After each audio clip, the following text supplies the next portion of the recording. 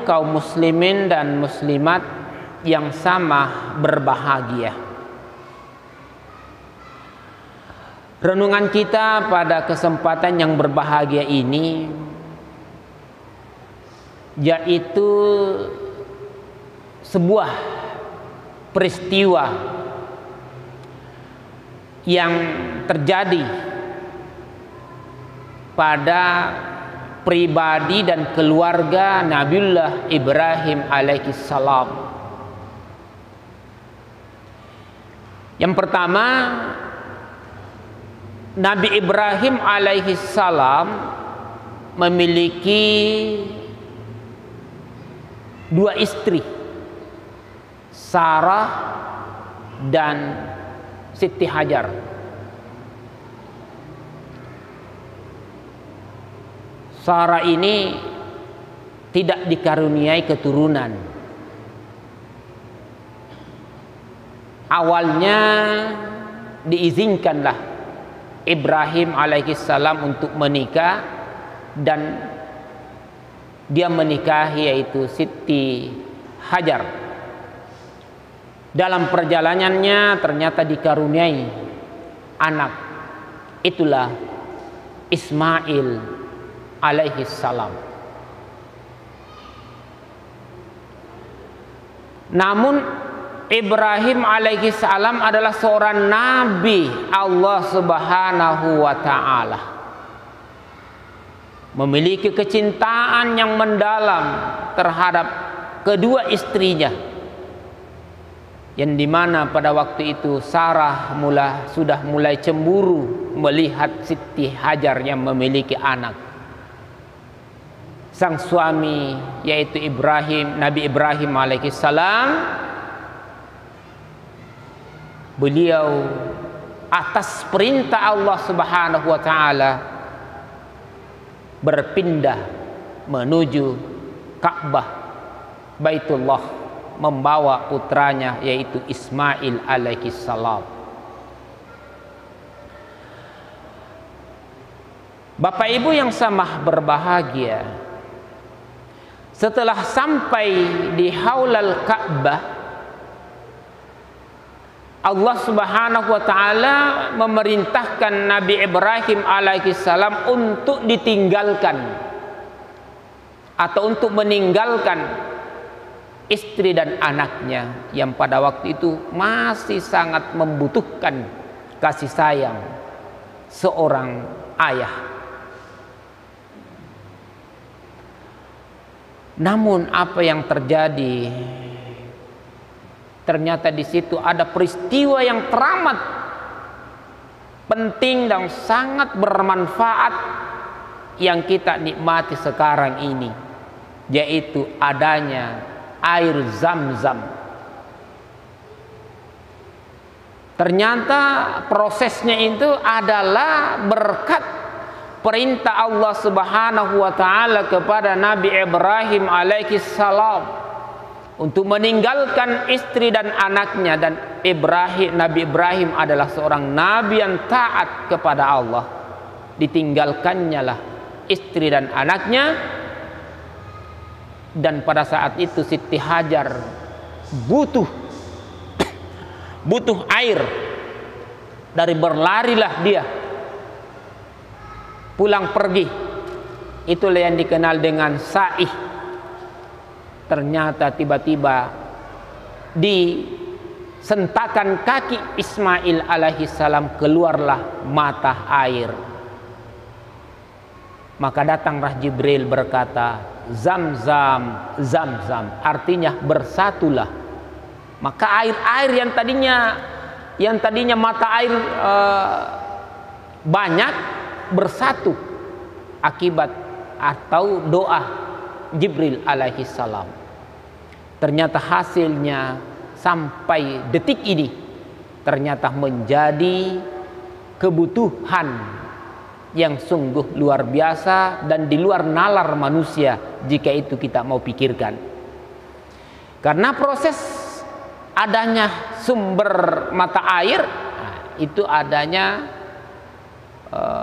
air hujan ataupun pepohonan tapi ini di Jazirah Arab, tempat yang tandus, tapi memiliki sumber mata air yang tiada pernah putus hingga detik sekarang ini. Hikmah yang pertama yang kita harus miliki adalah segala sesuatunya itu mengandung atau melalui proses. Bapak Ibu yang sama berbahagia, dan ini diabadikan oleh Allah Subhanahu wa taala di dalam Al-Qur'an. A'udzubillahi minasyaitonir rajim. Rabbana inni askantu min zurriyyati biwadin ghairi zi zar'in 'inda baitikal muharram. Rabbana liqimus shalah faj'al af'idatan minan nas tahwi ilaihim warzuqhum minat samarat la'allahum yashkurun. Ini adalah doa Nabi Ibrahim.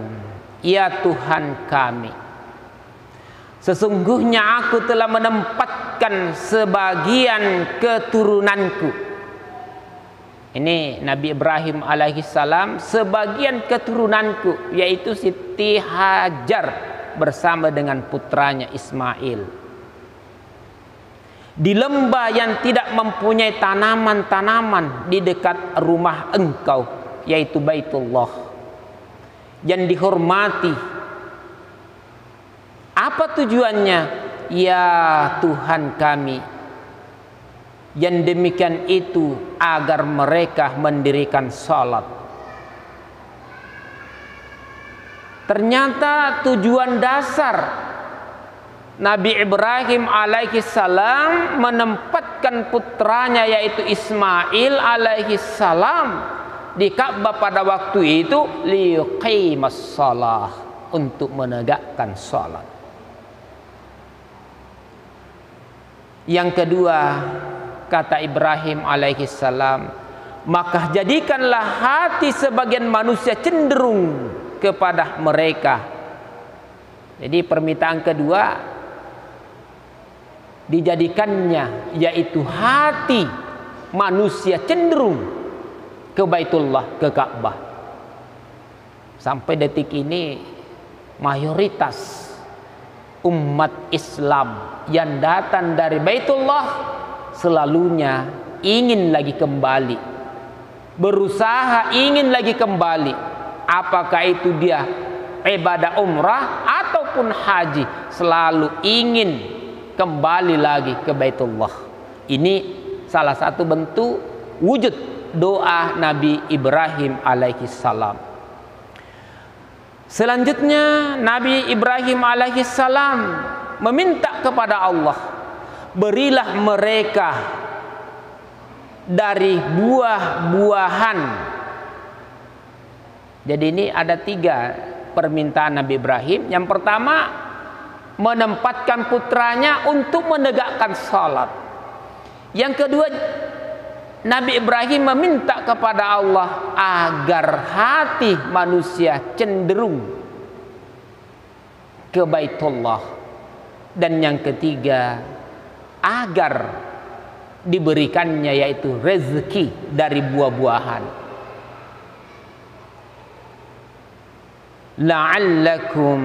La'allahum yashkurun.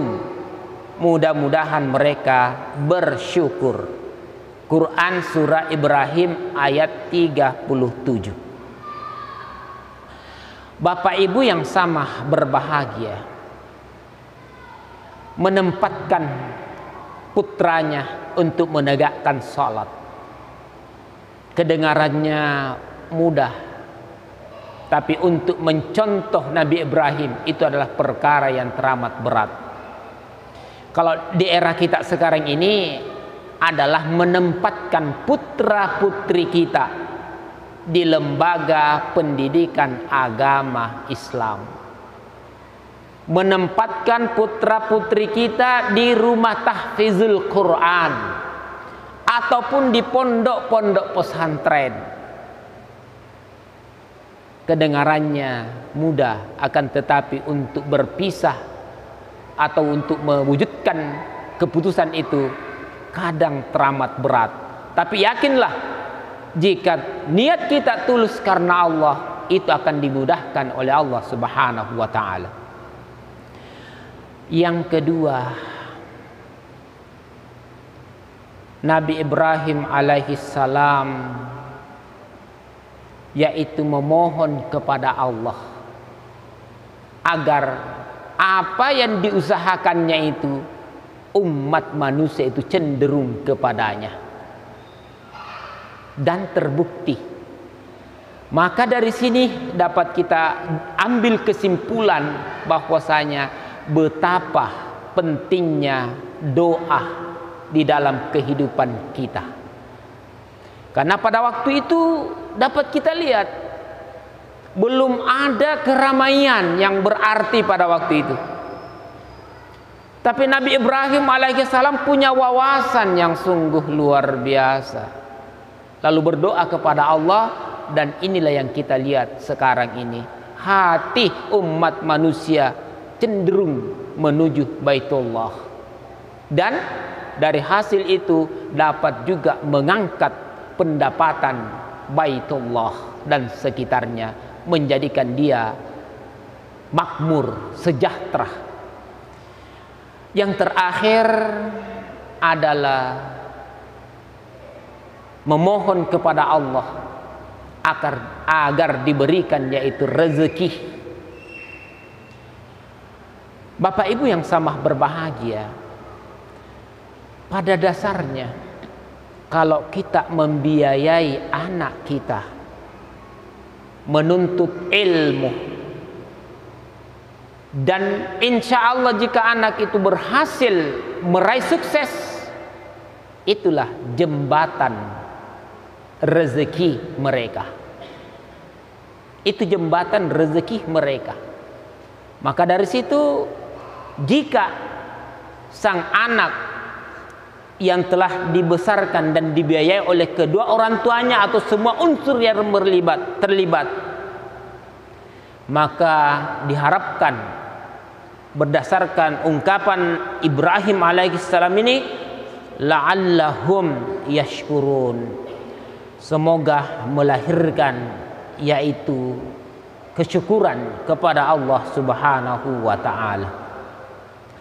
Dapat kita simpulkan, yang pertama, marilah kita bersama-sama selalu berniat baik walaupun belum nampak di mata kita, tapi berusahalah untuk berdoa yang terbaik untuk masa depan anak-anak kita, lingkungan kita, karena doa itu adalah bagian daripada bukti keimanan kita kepada Allah Subhanahu wa ta'ala.